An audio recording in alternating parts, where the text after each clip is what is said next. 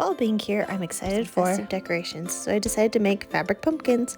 For this project, I used 1/3 yard fabric in 9 different colors. I picked the fabric based on the colors of my rainbow stairs. This is a pretty easy project, and I'll walk you through each step. Start by cutting the fabric. Use a cutting mat and rotary cutter for quick cutting. I cut my pumpkins in the following measurements: large, 11 inches by 21 inches, medium, 9 inches by 17 inches, small, 7 inches by 13 inches, or whatever size fabric is left over. To begin, I folded my fabric on the selvage edge, since it was too big to cut unfolded on my mat. Then I cut my first piece 11 inches wide.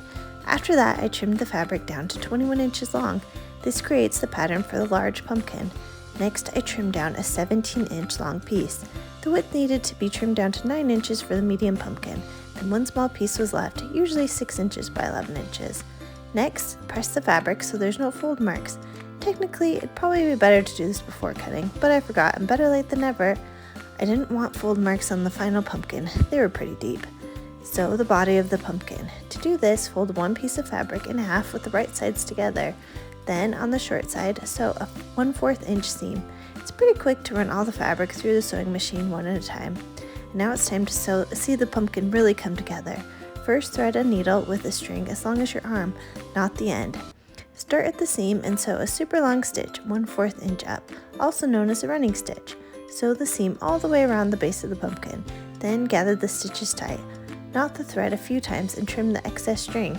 Once the bottom is gathered, turn the fabric right side up, then fill the pumpkin with fiber fill. On the top of the pumpkin, repeat with another long stitch. Lastly, gather it tight and tie a knot to secure the stitch. Repeat with all the pumpkins. Cut a piece of embroidery floss that's 6 times the length of the shortest side of the fabric. Twine would also work nicely for this. Thread a long doll needle and tie a knot at the end. Start at the top of the pumpkin and stitch just off center to start the thread. Then stitch the first vein by pulling down the side of the pumpkin. Push the needle all the way through the middle of the pumpkin while squishing it and holding the tension in the string. Keep going from top to bottom until there's at least 5 veins. I like the look of more veins for bigger pumpkins. Hold the string tight as you go. This will give the pumpkin its shape. I also like to make sure to cover the seam with on the fabric with one of the veins. Once all the veins are complete, tie a knot and trim the extra embroidery floss. This is when the stuffed pumpkin starts to actually look like a pumpkin. Finally, go outside and look for a few twigs. I used older ones so the bark could be peeled off. Cut the sticks with a miter saw or any saw that's handy. An X-Acto knife would work too. Cut them 2 to 3 inches long to work with the different sized pumpkins, and then hot glue the twigs on the top of the fabric pumpkins to work as a stem. As I was making these, I was worried if they'd turn out cute.